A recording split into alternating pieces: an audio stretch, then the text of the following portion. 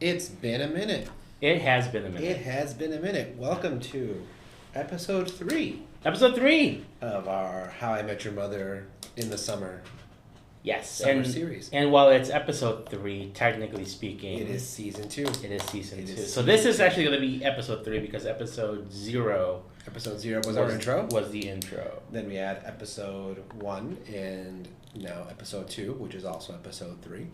And the numbers are all fucked up. Like, isn't that so telling of like the American exactly education system? Like a Georgian election. like a Georgian election. Like a Georgian, find me 11,000 votes. I'm Thano. I am Javier. Yes, and we are happy to be discussing one great CBS sitcom with you today, How I Met Your Mother. Mm-hmm. We are on season 2. Like last week, we will be looking at some character arcs, some standouts from the season, what worked, what didn't work, and today's top 10 list is quotable moments and catchphrases. Quotable moments and catchphrases. Yeah. So I think we agreed, like last time, we were going to be doing kind of like 5 each. And then if we happen to have 10, cool. If we don't, then it's whatever. If we don't, it's whatever. And you can fuck right off. Exactly. Anyway, season 2, for me, I think season 2 is where it starts at the show that you're really in for a treat. Yes. Season 1 is wonderful, but there's this like certain, from my first watch and subsequent watches, there's this like certain sweet spot the show that just hits in between season like 2 through 6, that for me just felt like really, really consistent. And regardless of where our final ranking of these seasons are, I think season 2 is definitely one of the better second seasons of a show in TV history that I've watched. Looking at my previous ranking, I had, going from worst to best, I had season 9, season 8, season 7, season 1, season 2, season 3, season 6, season 4, season 5. You are 7, 8, 3, 4, 9, 4 again. Interesting. 5. Is that under twice? Yeah, but I think one of those is number 6. Regardless, irrelevant because your number 1 season from our ranking is season 2.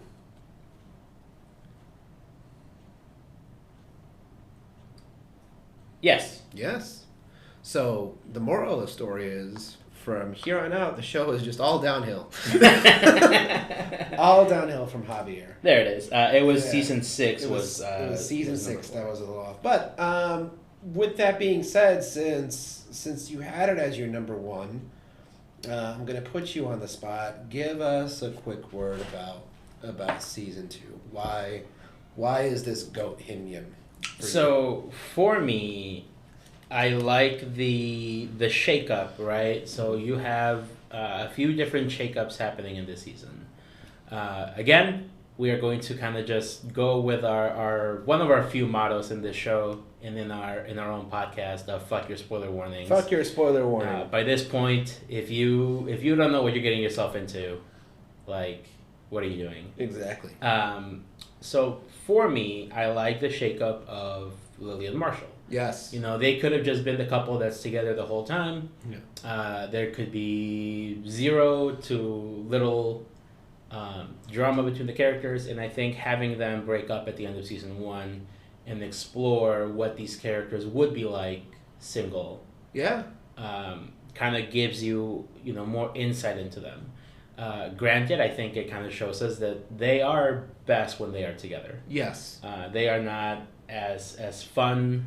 They are a cohesive unit, and you know what? Sometimes that's fine. Mm-hmm. Like, you don't need to be an independent person. Sometimes it's okay to be best when you are with someone else. I feel like some people kind of always want that, Mm-hmm. and then for some people it's not. Some people you kind of are better off on your own. But I think for Marshall and Lily, I think they are best when they are together. So going forward from this season, We mentioned this in the last episode, but it's kind of a little bit of the opposite from The Office, where you have this build up to Jim and Pam getting together. They finally get married in season 5. They're riding as a couple, and then in the final episode, or in the final season of The Office, that's where the showrunners introduce like marriage drama between them. Whereas HIMYM kind of like gets the marriage drama out of the way Early. right? And I like that because I think Marshall and Lily like kind of function as some stability for the show going on, in the subsequent seasons where you have chaos in between Ted, Robin, and Barney, and their love triangle. Marshall and Lily are very much kind of like the rock of the show, which is nice. And actually, one of my first of all, as I was like reviewing the episodes for this season, there are a lot of banger episodes. That is one of the reasons why I like this season so much. And not only do you have banger episodes, you have a lot of things established in this season that impact the rest of the show. Yeah. So, Slap Bet. A Slap Bet is literally resolved at the very last episode. Yeah. Aldrin Justice. Aldrin Justice is established in this episode. The whole Barney with his daddy issues this is where we start to really get into it. The biggest one, I think, is Robin Sparkles being a thing. Yes. And then this, again, you have running gag of her all the way through, I want to say maybe season 7? Yeah, I forget when Robin Daggers. P.S. I Love You? Is that Robin Daggers? Yes. It might be later, to be honest. I don't think it's season 8. Because season 8 is all wedding stuff. We'll have to see. But I'm pretty sure Robin Daggers is... What a fucking name. What a name. Season 8. Season 8, episode 15. P.S. I Love You. Season 8? Season 8, yeah. Season 9 is all wedding Season stuff. 9, sorry. I was ahead. Right. I was ahead of myself. Season 8. Season 8. You have a lot of like, S tier gags. You've got the Atlantic City episode. You have the Hammond Brothers episode. Columns. Before we get on to the Ted Robin dynamic in this season, staying on Marshall and Lily, I think one of my favorite episodes is when Lily is reunited with the crew. She's not reunited with Marshall yet, but they ask her like, "Oh, what's life been like in San Francisco?" And she paints the episode where life seems great, which is kind of, it's not like a running gag, but I guess it's like a running technique that the show uses where they will often repeat the same things, but also they will convey information with you through dialogue that is technically true. And then you'll revisit it later in the episode and you'll see the reality of what happened, and you'll realize that it is totally misleading and false. Yeah, that is that's one of those things that like every once in a while I'm sitting there and I'm like, oh, this is your best work. Yeah. This is art. And then you get the thing and it's like, this is your best work? Ugh, to say this is art. This is art. But what I love about that episode is A, it's hilarious as we just recounted for ourselves, but B, also it never like condemns Lily's decision to sort of like try things out for herself, right? We could argue whether it was unfair to Marshall or not, but it was never like, fuck you, Lily, for being a free spirit. But at the same time, it sort of establishes that like Lily and Marshall need each other and like they are made for each other, and then there's trouble in the show when Lily and Marshall are not together. That culminates during the brunch episode, which is also one of my favorites. Yeah, so that is, they're not together, but it's showing that they are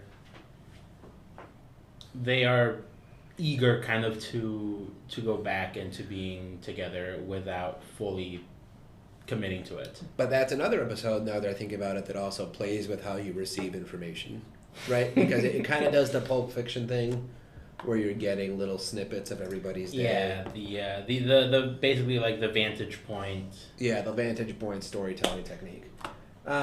Which now that we talk, it is kind of something the show does a lot. I'm curious to see when else we pick it up later on in our podcast. But I think that's kind of one of the many elements that makes this show feel, to me, fresh and exciting, because it's always like a playful little game in terms of how you get to where you're supposed to be.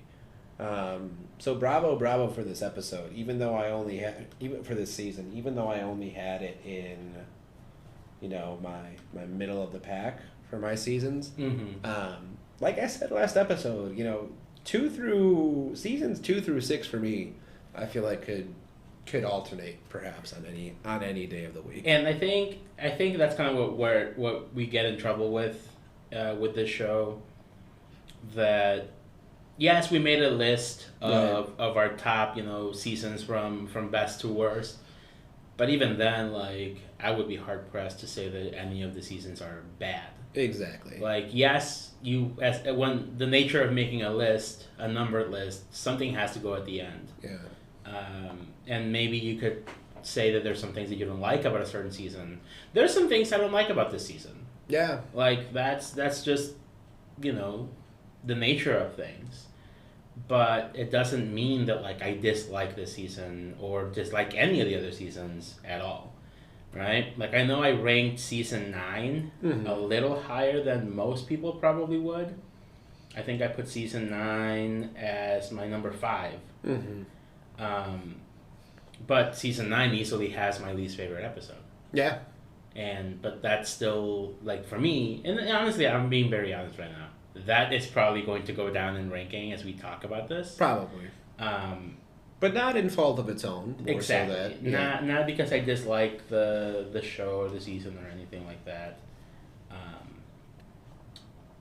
But there are just some things, especially in this season. I mean, I'm looking at the episodes. I didn't get a chance to watch the season since we last recorded. But I'm just looking at the episodes. Like, we didn't even mention the Fierro. No. Like, that Fierro, even though this is where the Fierro dies. Yeah. Like, there are callbacks to the Fierro. There are callbacks. Proclaimers is a running gag. It's a running gag. It's a running gag. Even in season 4 or 5 when they introduced Karen. Yeah. Like, there are jokes about the Fierro in those episodes. Absolutely. So, if there's I forget where I saw it, but someone gave their criteria for what, like, a good sequel is, right? And part of it was that it expands the universe. And as much as you can expand a universe that's set in a realistic rom-com setting, I think this season does so by establishing those running gags. So it's not just that you're living in a realistic-ish New York. It's now you're living in a realistic-ish New York where you're looking for these patterns. You're pleasantly surprised by these patterns when they occur. And you have some threads that you can follow for the rest of your watch. So yeah, season 2 is really, really, really good television. Is there anything we want to still say on Marshall and Lily before we move on to any of the other characters? They get married. Specifically about them? Specifically about them. I like the way they made their relationship coming together feel right. Yeah. Like, yes, it's fast. They are back together by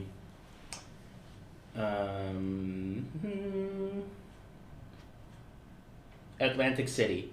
Yeah. Right? So they get together at the end of Swarley. So 7 episodes they are apart, essentially, right? Which is, 7 weeks. 7 weeks. Yeah. And the show premiered in September. Right. And they are back together by beginning of November. Yeah. Right? So that's a while. It's a while. And it's also like the show doesn't always follow day to day. Right. So, I think it's a good amount of time. We got a good sense of what they are like apart. Yes. and also why they are so drawn to each other. Yes. And some of the ways they like get under each other's skin. The calves. In the calves and the and the low cut dresses and all that shit. Yeah. But it is also really nice to see the consequences of what this did to them. Yeah. There's a reason why they want to elope in Atlantic City. Right. Like, yes, they're back together, but that doesn't mean like it doesn't mean they're free from drama. Exactly. And that does, lead to a very nice, wedding episode at the end of episode 21. I think it's also nice to see that through their not togetherness, the crew still remains. And obviously, technically, it has to because this is your main cast, right? But I guess they could have Walking Deaded it and had your whole cast separated for 75% of your show's run. Disgusting. Or I mean, they could have How I Met Your Fathered it, where your crew does not feel like a cohesive crew. Yeah. And when you have this big rift in your rockin' relationship, the group of friends still remains together as cohesive. They hang out. They elope with their friends. They don't elope with their family. Right? Yeah. Or like even if the group is not always together, you don't feel like there is a huge rift. Exactly. So like even in last season when Ted and Robin have the huge argument after he cheats. He cheats? Even though Ted and Robin do spend some time apart, like it still doesn't mean that the group feels empty. Mm-hmm. Whenever they hang out and they're just not talking to each other, it's just like, oh, Ted's out doing something else. Or, oh, Robin is out doing something else. Yeah. It never feels like, well, Ted's gone. Bye. Yeah. And I feel like that kind of, for me, dovetails with the way the show plays with the themes of, like, fate and destiny. Because what I also find really, really enjoyable about this season is you pretty much know that you're going to have two inevitabilities by the season's end. So when I'm trying to put myself in the mind where I first watched it. I believe when I first watched this season, I anticipated that it had to end in Marshall and Lily's wedding. Mm-hmm. Probably because they were supposed to get married pretty early on in the last season, right? Yeah, they were. They were like weeks away from getting married. Exactly. So it makes sense that they would be, we would correct that quote unquote error, and then we would end in a marriage. But that also means, as one relationship is solidified, that means another one's probably going to break apart, right? So for me, I also kind of knew that we're going to end this season with Marshall and Lily getting married, and we're going to end this season with Ted and Robin somehow breaking up. Yes. Right. And I also, back to how the show reveals information, I love how when you get to those final two episodes that take place during Marshall and Lily's wedding, mm-hmm.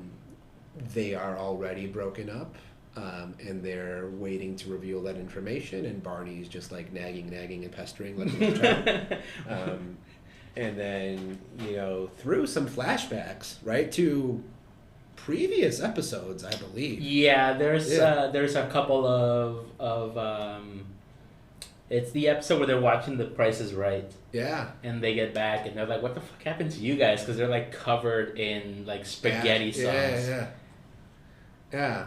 So I like that technical element, but B, thematically, I kind of like the fact that regardless of how relationships either come together or fall apart in the show, the crew seems cohesive, the crew seems whole. It very much is fun all along the ride. Mm-hmm. And it doesn't really matter how inevitable like the destination is. The friendship still endures and remains. So, I think in addition to the individual moments in this season and the standout episodes, I think now that I look back on it, it really is one of the more heartwarming seasons of a very heartwarming show. Yes. Yeah. It never really feels cynical. I think the only cynical episode is Ultra Injustice. Yeah. Or there are there's just some shit in that episode. You know, I don't hate Aldrin Justice. No, but there's some shit in that episode that I'm just like, damn. For sure. People kind of like crucify Lily for that. But you know, as we get into a more and more cynical world. Here's the thing, right? Yeah. It's a comedy show. Yeah. Right? It needs to use its resources for stupidity sometimes. Yes. Right? And the fact that Lily is a kindergarten teacher, I mean, yeah, if you take that concept of a kindergarten teacher to like its illogical extreme, it is Aldrin Justice. And for anyone listening who may not know what it is, explain what Aldrin Justice is.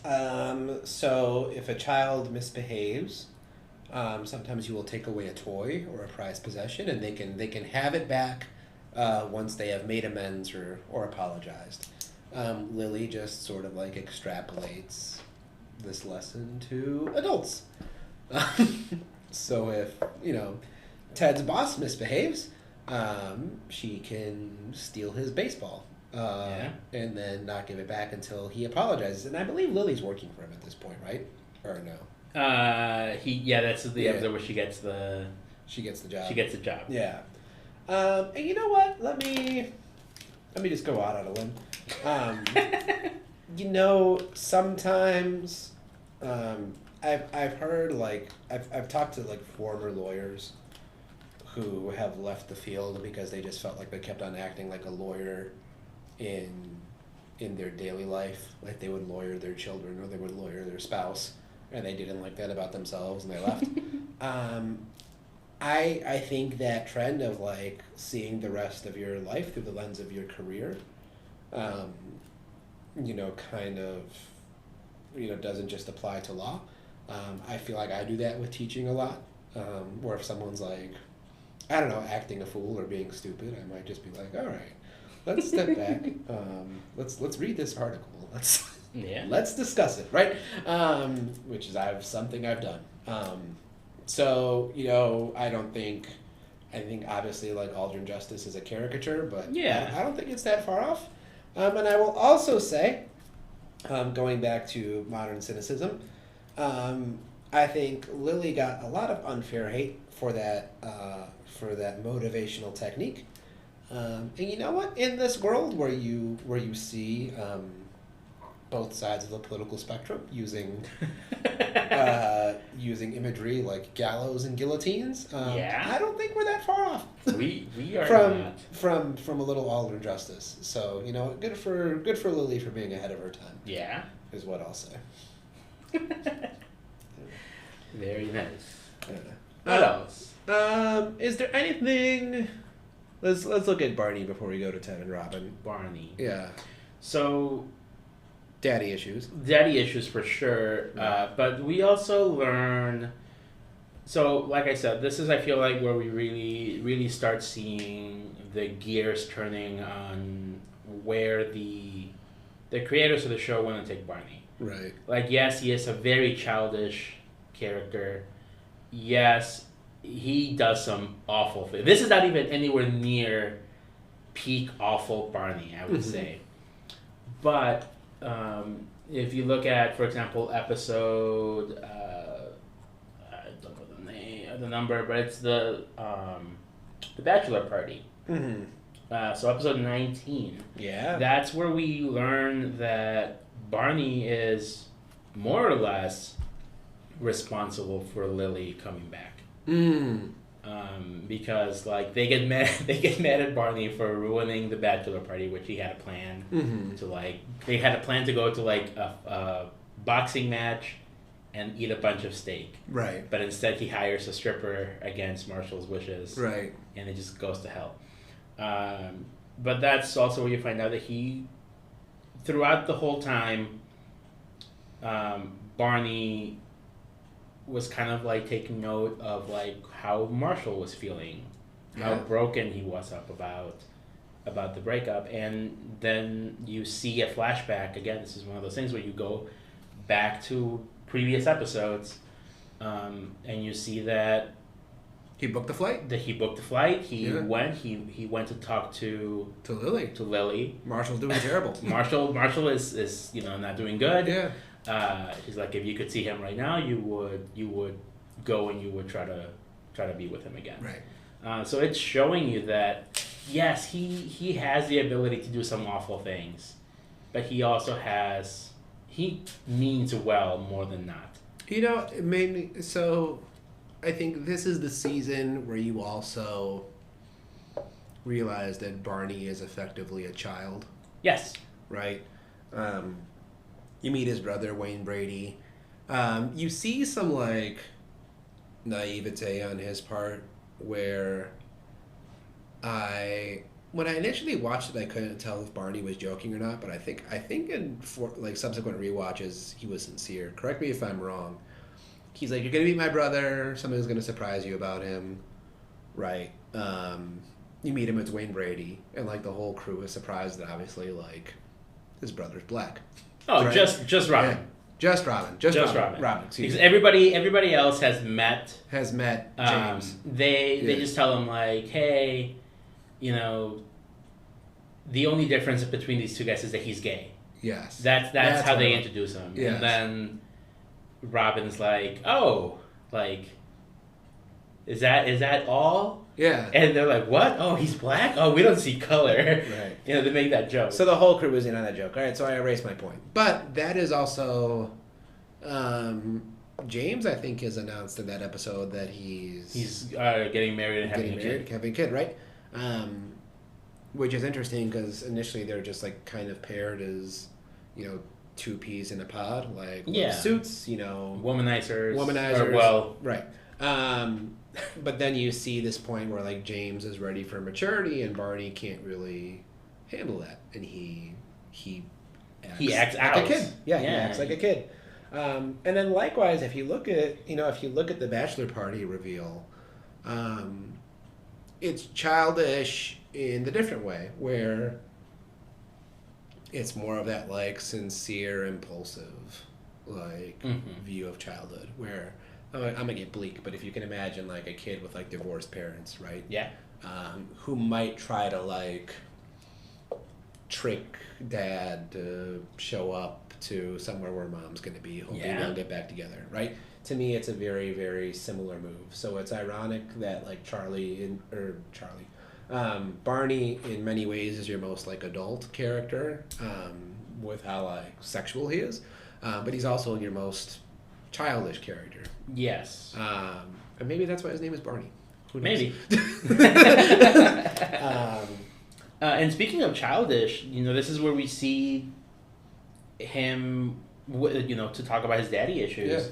Yeah. In the episode Showdown is where he goes to The Price is Right. Yeah. And, the whole time you're just like, oh, he wants to go on the show because it's Barney. He wants to go and win prizes. Right. But then you find out that it's because since he was a kid, he has the idea. Yeah. He truly, in his heart, believes that Bob Barker is his dad. Now, do you think... All right, so I'm going to draw a picture that the millions of viewers at home cannot see. Now, do you think that it is... you've got Barney represented by this circle, right?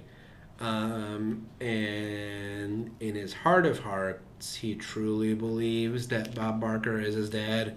Or do you think it's Barney represented by his circle? Close to his heart of hearts, he believes that Bob Barker is his dad, but then like deep down, he knows that Bob Barker is not his dad.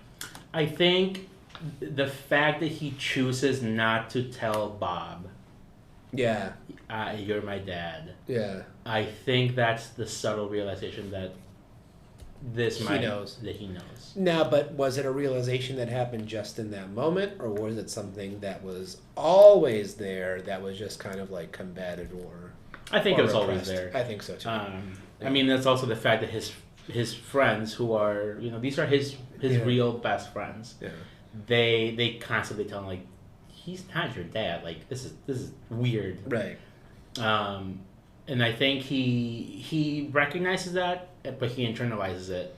And it's not until a few seasons later where they go back to his childhood home that he finally is willing to admit that he is not my dad. This is a defense mechanism. My mom just made up some bullshit. Right. Which I think is interesting because I think, and then we'll have to revisit this in the next episode. I can't remember if the Barney Robin drama happens in season 3 or season 4. If that's when it starts, Barney Robin romance. Oh. If that's when it explicitly begins, and I don't say this to get too ahead of ourselves, but I think if it starts in season 3, season 2 for me is the last time where Barney kind of felt like an ancillary member of the crew, where you have the two couples and then you have Barney who is just like comic relief, like really good and involved comic relief, but then starting forward, that's where he really becomes an equal player. Season 3 is where we have sandcastles in the sand. Okay, right. So that's where it starts. That's where it starts, right? So props to the showrunners for like kind of building up Barney's characterization, noticing, right, that the audience really loved Barney, and then throwing him into the love triangle. But it's kind of cool to see for me how he went from mostly comic relief to then equal member of the crew. And at that's the end of this season. That goes along kind of with what we discussed in our first episode. Yeah. Where these are characters that they both remain static in the sense that they are always true to themselves. Right. I don't think you ever have a character that changes and you go, that's out of character. Right. Yeah. But they still grow in certain ways. Yes. Right? And Barney, even up until season 9 to when he gets married, he is goofy, he is, scheming and doing all this weird shit. But he does show some significant character growth to the point that he is willing to settle down to a certain degree. Yeah. Right? Not once before season 3 do you maybe feel that he is willing to get hitched or not hitched, but like get into a relationship, in a serious relationship. Right. Right? Especially with someone like Robin. Right. Right? Who is, maybe she's not looking for like long-term commitment, but like this is someone that he knows and he identifies with and he feels that connection. Yeah. So, I feel like that doesn't really get explored until season 3, so we can talk more about that later. But this is also the season where you see a lot of similarities between the two of them. Yeah. They're both kind of selfish, but they're both caring. Right. Is this the episode where we find out that she's like a gun nut? In this season, I think. Yeah, this season. I think we do. Where they try to make Marshall feel better, right? Yeah. And he's like, "Did you sleep with him?" And she's like, "What?" She's like, "I was like 2 days away from suggesting you sleep with Marshall to make him feel better." Yeah. No, I think this is in season 2, which also serves. This could be a good transition. This also serves as some of the foreshadowing of why Ted and Robin cannot work at this time. At least not right now. So let's go ahead and pivot to Ted and Robin. Yeah. What I would say is essentially the meat and potatoes of this whole season. Yes. So we start with them officially together. At the end of Summer 11. End of Summer 11. Happened so fast. Exactly. So season begins. They are together. They are reluctant to tell Marshall right away. Yes. Because we have the funny gag of Marshall is sad and Robin goes, "Guys, this is sad, but this is awesome because this is the first time the three of us are single together in New York." And then he stares at both Robin and Ted. He's like, "Oh, you guys did it, didn't you?" Yeah. So that's how Marshall finds out. And we do see that while Ted is a good friend. Yeah. Ted is always a good friend. But we can also see how this is stressful, For sure. which is a real life thing. Yeah. Like, I mean, you want to be good friends to people, but man, sometimes people are exhausting. sometimes people are exhausting.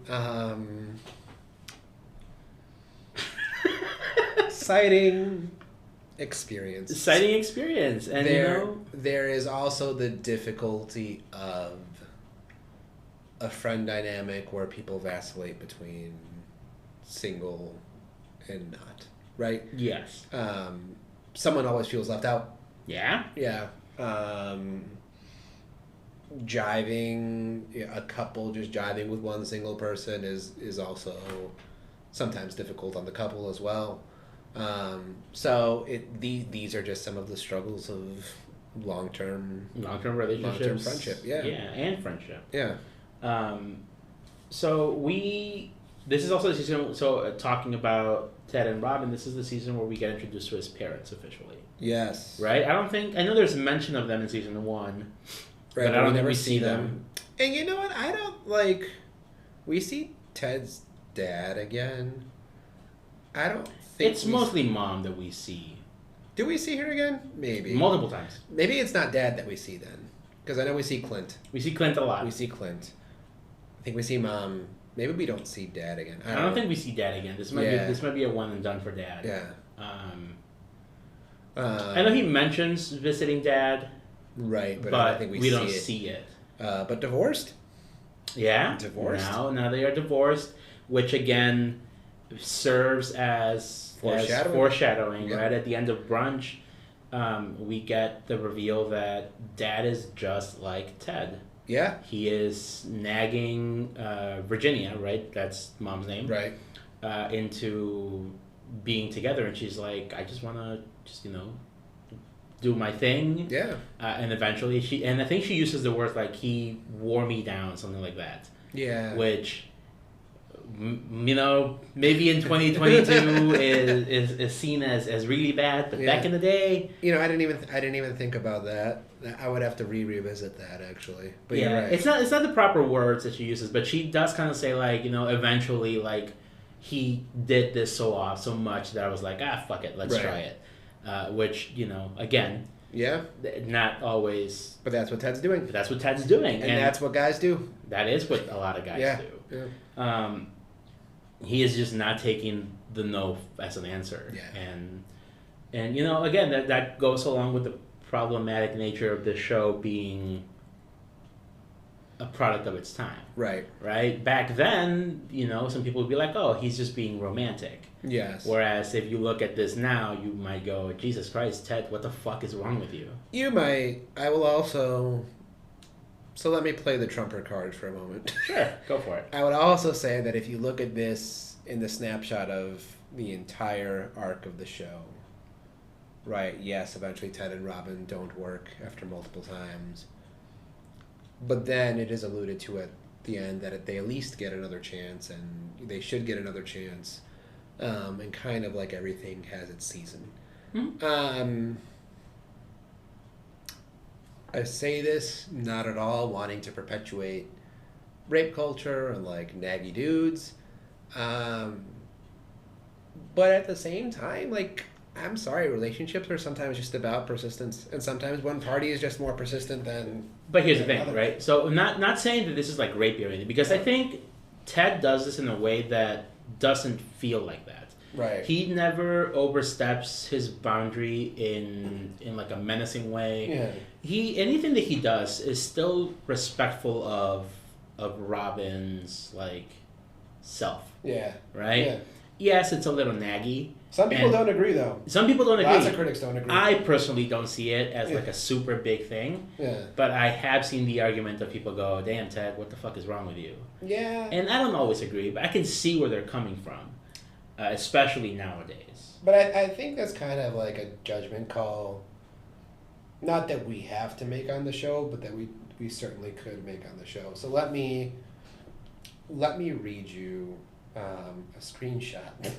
A screenshot? That I took of some crazy shit that I saw on the social media. Am I gonna have to cut this out? No, I don't think so. I don't think this person even remembers who I am. So they post, if you've ever brought a friend along to hang out with someone you're into, without asking, telling the friend to see if they're okay with it, you need some help.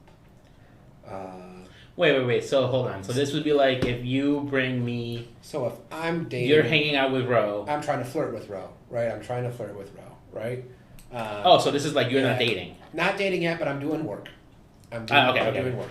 And then I'm like, oh, let me bring Javier along, so the three of us can hang out with Ro. This person would assert that this is predatory behavior. Why? I don't know. They just kind of left it at that. Like, I feel like if you're gonna make such a claim, you might need to like at least be like, but why? Yes. I'm not saying that he or she is wrong. Yeah. But like, I feel like I would need more elaboration on that. But I think this. No, I could be very wrong in what I'm about to say.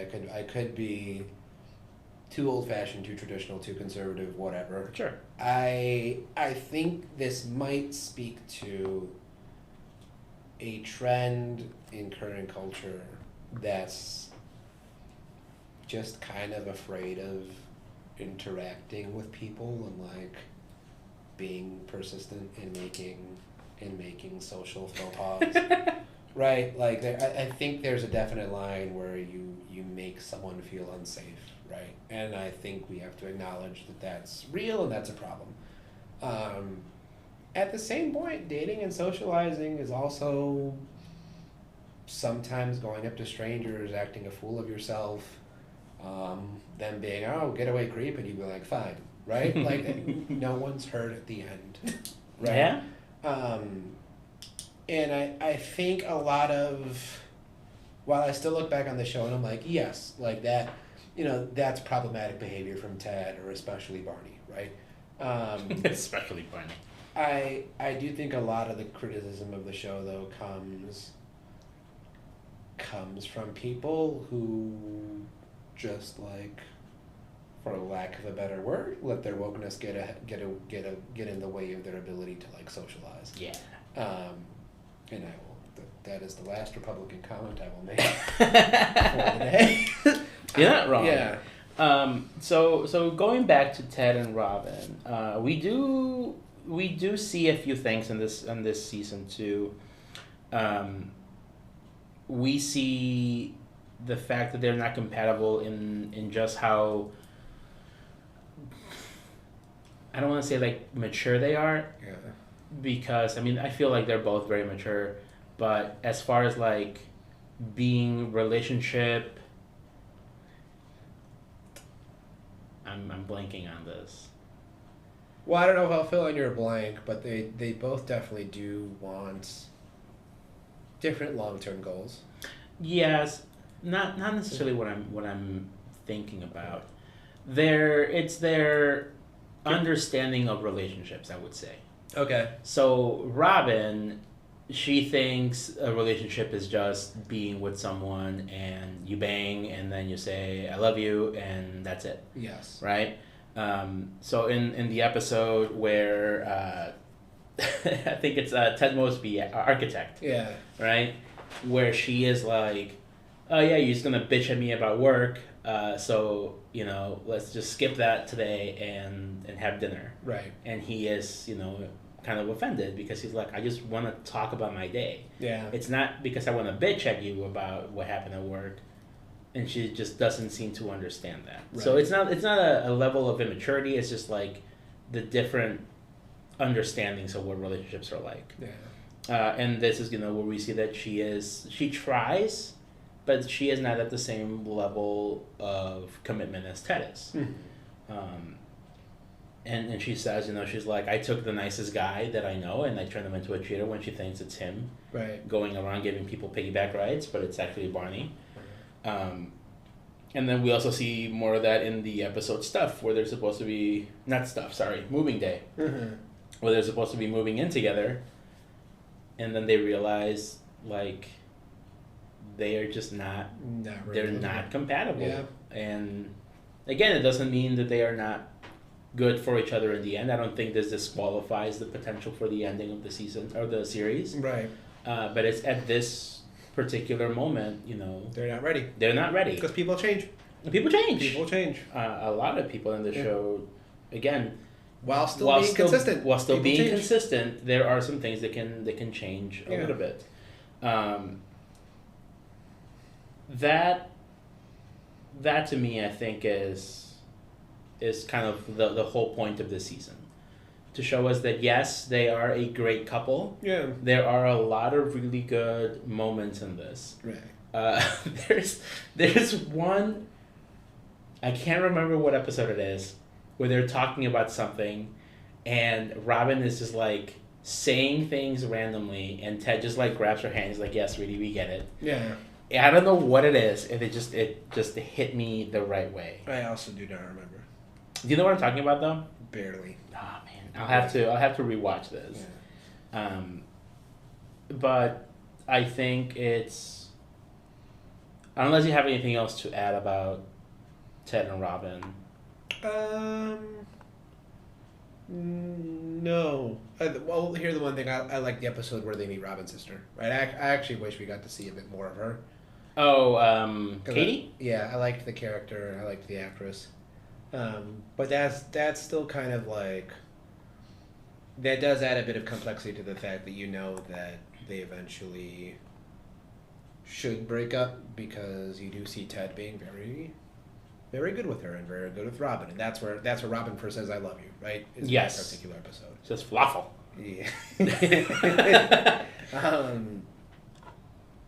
So, you know, it's cool to see them inevitably get to that point of like breakup, but you see a lot of realness in their relationship throughout the season, which I think is quite enjoyable. Yeah.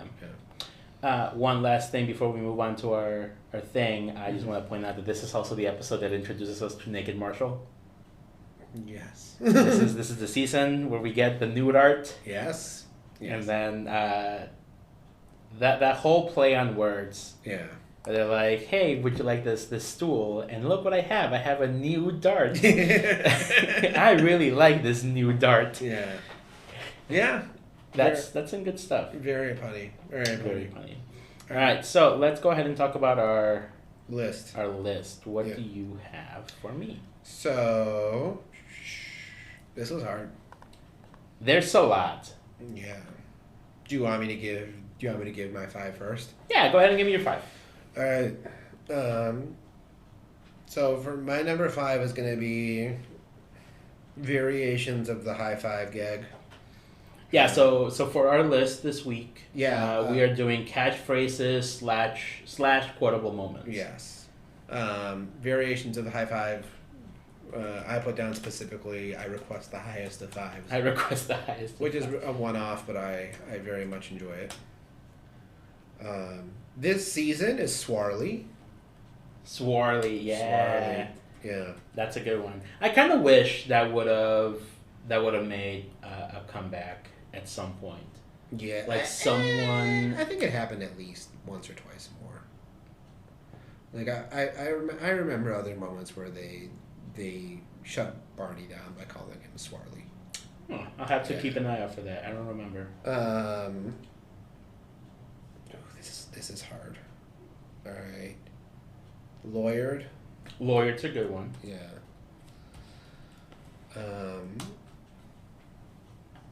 That's 3. That's 3. All right. You son of a bitch. Oh, that's a Lily thing, right? That's a Lily thing. That's number 2. That's a good one. I still use that one sometimes. It pops out more than I'm proud of. And then number 1, have you met Ted? Have you met Ted? That one makes a lot of... that's one you want to try. Like, you look forward to those moments in life where you can try that. I don't have enough single people friends. Right. That I feel like I could comfortably use that. But you wanted to. Oh, absolutely. Yeah. So for me, I have... hold on one second. I have a couple. So for me, they're not like a lot of them are not recurring things. They're just like more quotable moments or important moments. In season 3, in the Slapsgiving episode where they invite Robin's new like older partner. I forget his name. He shows up and he's like, I made Jello shots. We's gonna get silly, bitches. Anytime I see Jello shots or I make Jello, I'm like, I made Jello shots. This is also that same episode is where we see the military salutes. Yeah. And that was on my draft. It's to me one of those things that I gauge this as being influential because Major buzzkill. Yep. And I've seen this out in the wild. Yeah. I was watching the kill count for Stranger Things season 3, and he said something around like some major bummer. And he goes major bummer, and I was like, that is 100% from How I Met Your Mother. Yeah. And I've even caught Katie doing it. Yeah. Where I'm just like, this is, I have I think I have a kernel stuck in my teeth. Yeah. And she just goes, kernel stuck in your teeth. That one sticks with you. And it's fun enough that if you say it, someone will just be like, what the fuck? And then, but then they kind of get the joke. To get a little more serious, these two kind of go hand in hand. Marshall, when his dad dies. Yeah. I will always, in my mind, whenever I hear I'm not ready, I always go back to the I'm not ready for this when he finds out his dad's dead and his speech, his monologue during the Last Words episode and the next episode. So now that you've said that, there's another one that I think is on your list that I'll let you finish, but I'm almost positive. Is it the 45-day speech? Maybe. Keep going. So as far as his quote for this, if you don't mind. So he's talking about how important last words are, and he just realizes he doesn't really have anything of value to say, because I think the last things are like, you should watch Crocodile Dundee 3. But Marshall is kind of upset, and he says, it's like, my dad was my hero, he was my teacher, and he was my best friend, he always came through for me, and now he's just gone, and what am I left with? Which is one of the only times in this series that you go, like, somber as hell. Yeah. Like, yes, there's some sad things that happen, people break up, people have bad news given to them, but like this was like one of the first like gut punches. Yeah. And then we also have, for me, the next one that I have is Ted's 45-day speech, which is from, is that from the episode The Time Travelers? That's The Time Travelers. So Ted's 45-day speech, he walks, he's thinking like, if I could go back to this night, and realize that you live so close. He says people who hate the last couple seasons notoriously love that speech. Yeah. Yeah. It says, "Hi, I'm Ted Mosby, and exactly 45 days from now, you and I are going to meet, and we're going to fall in love, and we're going to get married, and we're going to have 2 kids, and we're going to love them and each other so much. All that is 45 days away, but I am here now, and I guess because I want those extra 45 days with you. I want each one of them. Look, if I can't have them, I'll take the 45 seconds before your boyfriend shows up and punches me in the face. Because I love you, I'm always going to love you till the end of my days and beyond. You'll see." Yeah. And this is the first time that we get the hint that she's dead. Yeah. Right? Because why else would he want those 45 days? Yes. I forget how many people caught it when it first premiered. Yeah. But correct, that is the first hint that she's dead. I think there might be one more before where they show her, or maybe it's later, or at the end of the season, where they show her stepping out of the cab and they play the song "The Funeral." Ooh. As she is standing in the rain with the yellow umbrella. That's sad. Yeah. Yeah. But it's funny because like I knew that song because I like that song, and I was like, wait, what the fuck? Yeah. And then just to kind of bring things back to somewhat less of a bummer. Yeah. The number one quote that I always use whenever I go anywhere in my classroom, I go to like a staff meeting and I come back, I look at my kids, I go, "I'm back, baby doll." That's funny. That's from when Ted is drunk. Yeah. At the end of in season 1, the pineapple incident. Well, that's funny because I actually frequently use No Can Do'sville Baby Doll. No Can Do'sville Baby Doll. In a pretty regular interval. So Yeah. I think that honestly should be in my top 5. Was that what you were thinking? Yes, we'll eliminate high 5 variations. I mean, we can still add it. No, I'll cross out. High 5 variations is in red, meaning that is now my number 6. And my number 1 is No Can Do'sville. No Can Do'sville Baby Doll. Yeah. That is from the fictional movie The Wedding Bride. The Wedding Bride. Yeah. What a dumb fucking name. The actor who plays Jed Mosley. Jed Mosley. SNL alum. Oh yeah, you told me his name the other day, right? Chris Kattan. Chris Kattan. Look up pictures of him in his youth or old age. Watch Netflix's First Kill. How do you spell his last name? Kattan. And then tell me that the dad in First Kill kind of maybe looks a little bit like Chris Kattan. Handsomer for sure. Does that count? As what? When you go, oh, it looks like this person, but good looking. That counts. I mean, I think it also says like, oh, I think you could also do like, oh, it looks like this person but ugly. But ugly? Yeah. A little bit. Yeah. Maybe. Yeah. Maybe. You've sent me pictures, been like, this is a hotter version of this. Fair. Yeah. Fair. Yeah. Exactly. Fine. All right. All right. Well, that was season 3. Episode 3 of our... Sorry, season 2, episode... Season 2. Episode... 3, which is also episode 2. Because which is episode 2. 0. It's episode 0. Yes. So, we will be back soon with at the real episode 3, which will cover season 3, but it's actually episode 4. But it's actually episode 3 with episode 0. Yes. Yes. This is so fucking stupid. This is like the people who think there's a year 0. Which, audience at home, interview the adults in your life. Have them draw a timeline. See if they think there's a year 0. I'm just saying. I'm curious as to what percentage actually does. I don't know that I've ever had this epiphany. In my world history class in high school, we learned that there was not a year 0. Yeah.